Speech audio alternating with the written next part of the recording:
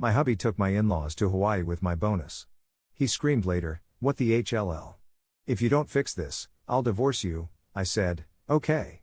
I packed my stuff and called my lawyer. A few days later, he appeared on the doorstep and, "I'm Ella. I'm 27, work as an IT manager at a top tech firm, and I pretty much live at my desk."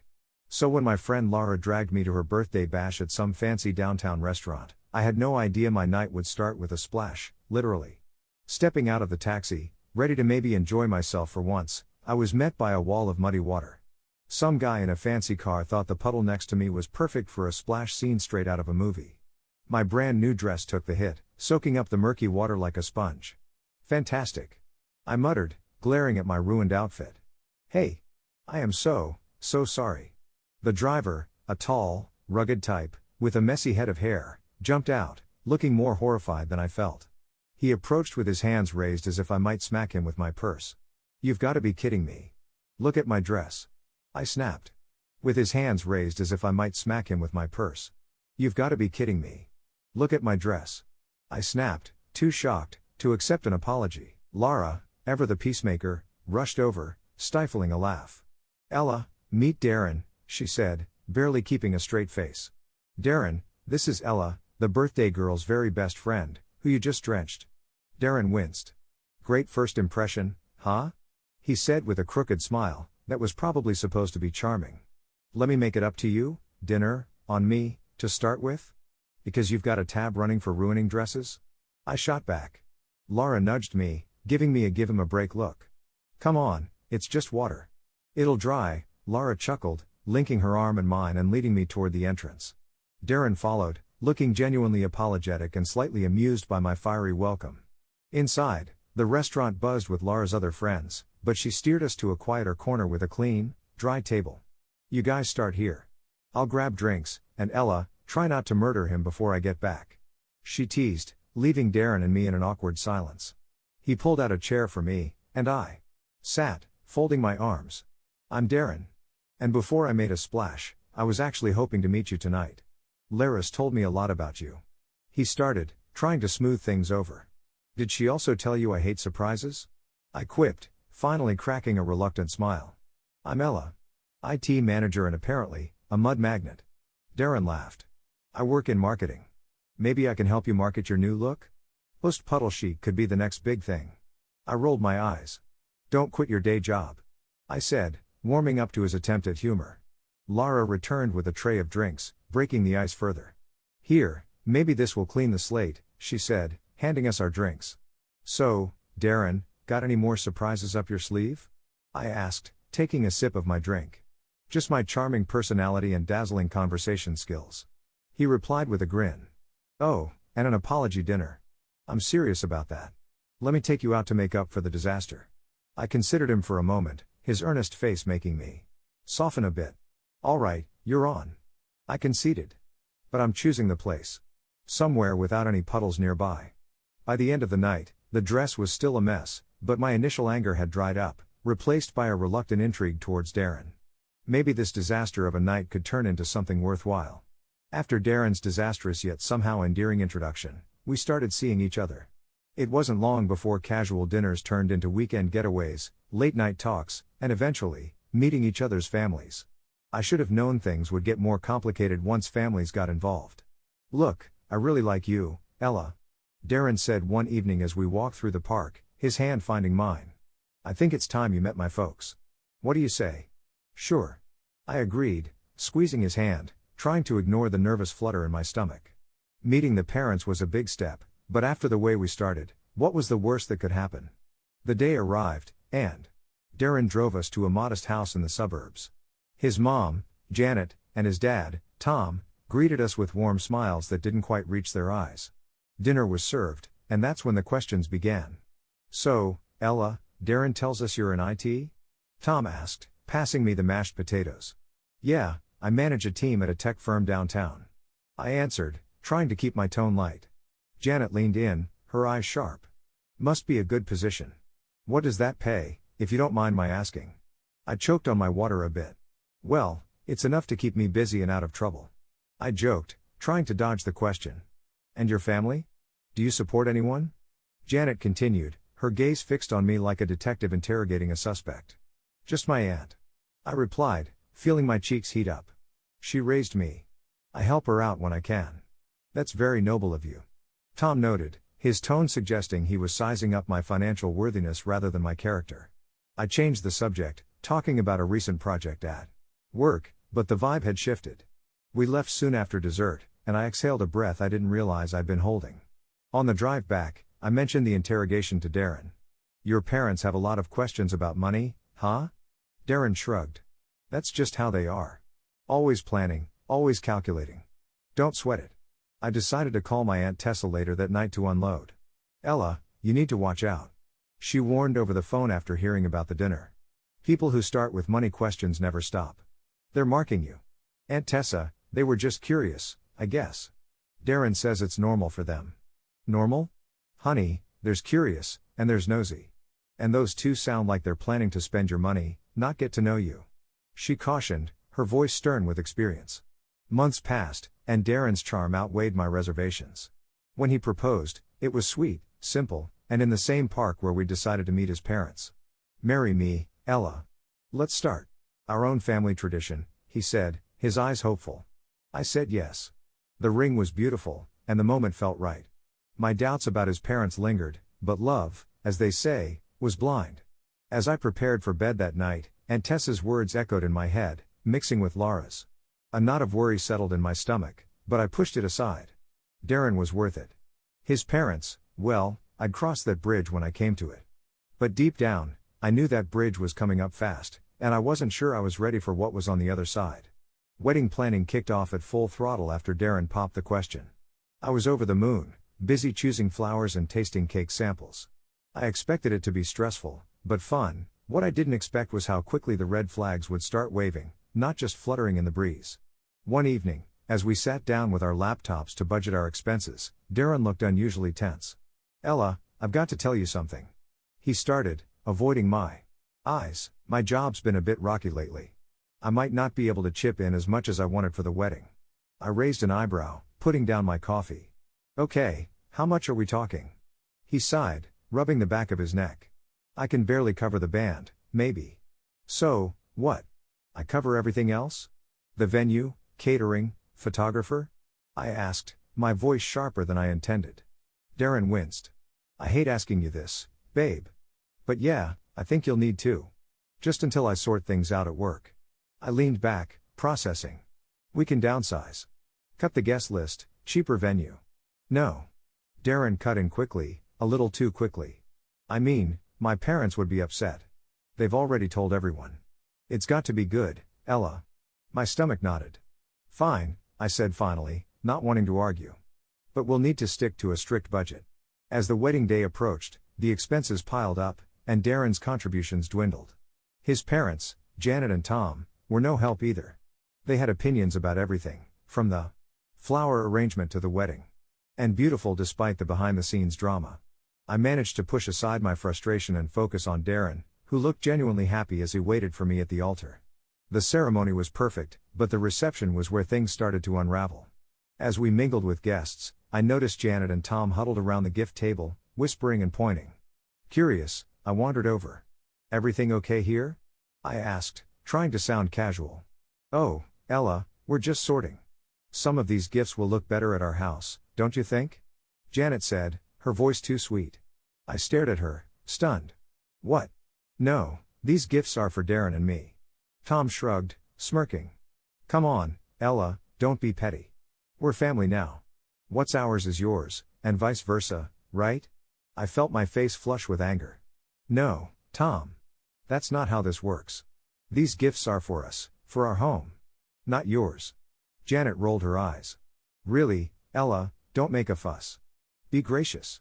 We're just taking a few things. Nothing major." I bit my tongue, holding back a sharp retort. The last thing I wanted was a scene at my wedding. But as they walked away, a few gift envelopes and smaller presents in hand, I felt a simmering rage. After the wedding, it didn't take long for Darren's parents' true colors to start showing even more. Every time we invited them over, or there was some family gathering to attend, it was like opening a new chapter in the book of greed.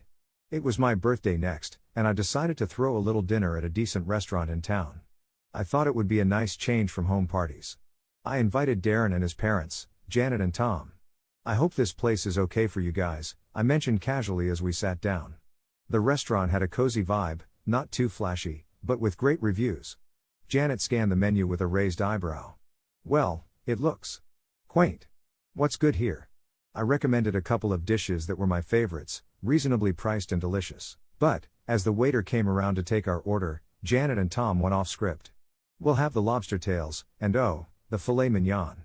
And start us with a bottle of your finest wine, Tom declared, handing the menu back with a satisfied grin. I bit my lip to keep from reacting. That's quite a selection, I managed to say, keeping my tone as neutral as possible. Janet smiled sweetly. It's your birthday, dear. We should celebrate in style. The rest of the evening, I watched as they ordered more expensive items, barely touching them when they arrived. It irked me to no end seeing good food and money wasted like that. On the ride home, I let Darren have it.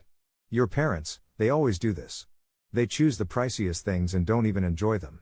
It's like they do it just because they can. Babe, calm down. That's just how they are.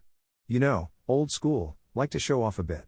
Darren explained, as if that was supposed to make me feel better. But it's disrespectful, Darren.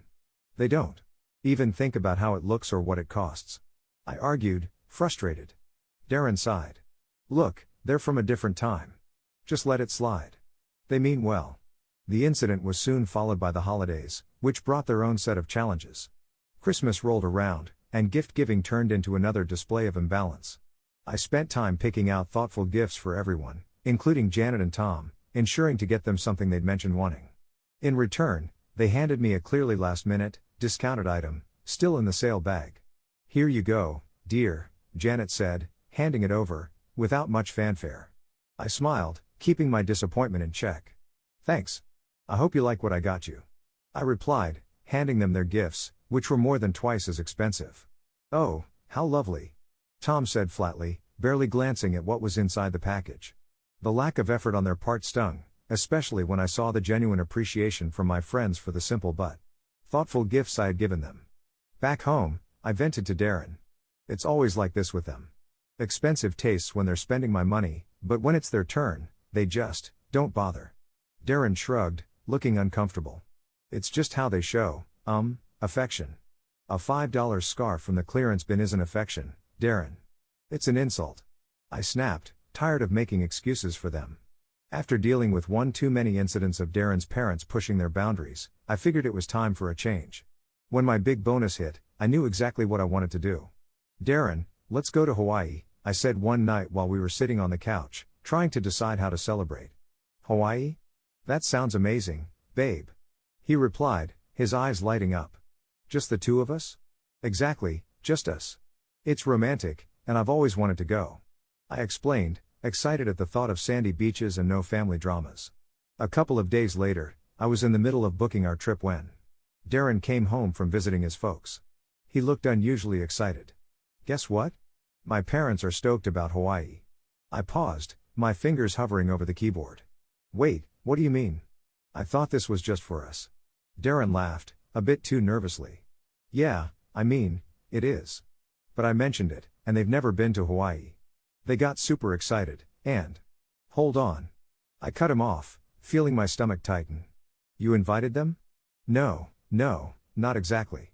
I just told them about it, and they kind of invited themselves. He explained quickly. I closed my laptop with a snap. Darren, this was supposed to be our trip. Romantic, remember? He came over and sat down next to me, taking my hands. I know. But they really want to go. Can't we just? No, we can't just. I interrupted, pulling my hands away. This isn't a family vacation, Darren. It's for us. He was quiet for a moment, then his phone buzzed. He glanced at it, and frowned. They're already looking at flights. They think we're all going. That's because you didn't set boundaries, I exclaimed, frustration building. We can talk about this later, he said, standing up and going to the kitchen. But later came sooner than expected. The next day, Darren's parents showed up at our house, all smiles. Ella, dear, we've been looking at tours and hotels in Hawaii, Janet said cheerily. I was dumbfounded. We haven't decided anything yet. Tom chimed in, his tone expectant. Well, we thought it settled. We're all excited to go. I looked at Darren, expecting some support. Darren, tell them, I urged. He rubbed the back of his neck, avoiding my gaze. Look, why don't we all go? It'll be fun, and we can split the costs, he suggested weakly. I stared at him, then at them. No, that's not what we planned. Janet's face fell. But we thought it was a family trip. It's a romantic getaway for me and Darren, just us, I stated firmly, feeling my resolve harden. There was an awkward silence, then Tom said, well, if that's how you feel, maybe you're being a bit selfish, Ella. I couldn't believe what I was hearing. Selfish? For wanting to spend time alone with my husband? The conversation ended with them calling me selfish and leaving the house in a huff. Darren was quiet for a moment, before he exploded. You could have just let them come, Ella. Why do you have to be like this? I'm like this? I just wanted something for us, Darren, just us. I shouted back, my voice echoing in the empty room. He didn't say anything after that. He just walked out of the room, and that was it. We didn't talk for a whole week. I woke up to an eerie silence in the house that morning, the kind that instantly told you something was off. Rolling over, I grabbed my phone off the nightstand and was greeted by a slew of notifications that punched the air right out of me. 3 tickets to Hawaii, all booked under my name, and a reservation for a hotel, also charged to my account. I sat up, my heart pounding as reality set in. Darren had done this, he and his parents were probably on their way to Hawaii right now, all on my dime. I didn't even bother calling. What was there to say? It was clear as day, my husband had taken the liberty to use my account to fund his little family getaway, despite everything we had discussed. Anger bubbled up inside me, and without a second thought, I logged into the booking site and canceled everything. Man in the hotel, who was wearing a black shirt and a black jacket, and he was wearing a black shirt and a black jacket. I was shocked to see him wearing a black shirt and a black jacket. I was shocked to see him wearing a black shirt and a black jacket. I was shocked to see him wearing a black shirt and a black jacket. I was shocked to see him wearing a black shirt and a black jacket. I was shocked to see him wearing a black shirt and a black jacket. And his tone was less than pleasant. Ella, what the hell? Why were we not checked into the hotel? And where are our return tickets? I held the phone away from my ear for a second, taking a deep breath to steady my voice. Because I'm not your ATM, Darren. I'm done funding your family's fantasies. You're all just a bunch of selfish leeches. He sputtered on the other end, clearly not expecting me to take such drastic measures. You can't just do that. We're stuck here now. If you don't fix this, I'll divorce you. I almost laughed at the irony. Go ahead, Darren. Do what you need to do. But don't expect another dime from me. I hung up, my hands trembling with a mix of rage and relief. Almost immediately, my phone buzzed with messages from both Darren and his mom. Threats, pleas, accusations, they tried every angle, but I wasn't having any of it. I didn't wait around for Darren to get back. Instead, I called a lawyer and started the divorce process myself. It was rough, knowing that a chapter of my life was ending like this, but there was no way I was going to stick around with someone who treated me like a cash machine for him and his parents. After hanging up with the lawyer, I drove to Aunt Tessa's house. She opened the door before I even knocked, like she knew I was coming, and why. I did it, Aunt Tessa. I filed for divorce. I said as soon as I stepped inside. She just nodded, not saying I told you so, but her look said it all. You did the right thing, Ella. I know it's hard, but you're better off without someone who lets his family treat you that way. The next few days were a blur of sorting out my things and setting up a temporary life at Aunt Tessa's. I was starting to feel a bit more like myself, a bit steadier, when Darren showed up. He looked miserable, standing there on Aunt Tessa's front porch, a sad sight if I ever saw one. Ella, please. Can we talk? I'm sorry. I messed up, but we can fix this. I almost laughed at the audacity. Fix this? Darren, you chose your parents over your wife, used my money to take them to Hawaii, after everything. There's no fixing that. Ella, No, Darren. You just showed me who you really are. And I don't want any part of that life. I interrupted, crossing my arms.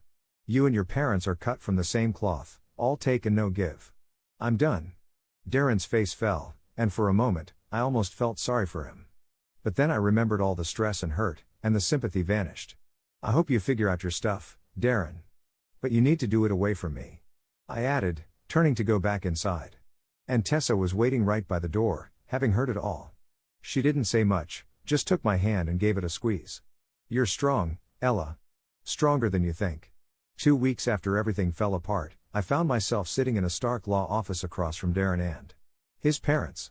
The air was tense, charged with unsaid things, and last minute pleas. Darren looked worn, almost regretful, but it was his parents who took the lead. "Ella, please reconsider this," his mother started, her voice dripping with a sweetness I knew was as fake as her sympathy.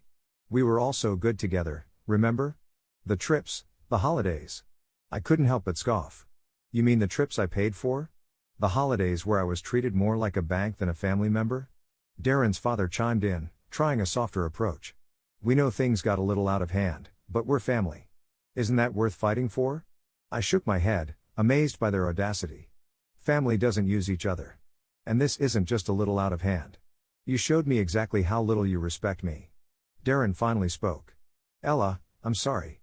Can't we start over? We can fix this." I looked at him, really looked at him, and saw nothing of the man I thought I'd married. "Start over? After everything? No, Darren. We can't." His mother, not used to being dismissed, lost her composure. "Because of you, we had to pay our way back from Hawaii. Do you know how much that cost us?" I laughed, not because it was funny, but because it was so absurd. "Your greed and arrogance got you there, and they got you back. Seems fitting to me." The meeting ended with me standing firm, and them still trying to grasp at straws as they saw their control slipping away. I walked out of the office feeling lighter, as if I was finally shedding a heavy weight that had been pulling me down. After the divorce was finalized, I took one last step to ensure my new beginning was clear of any remnants of my old life with them. I blocked their numbers, all of them. Darren, his mother, his father.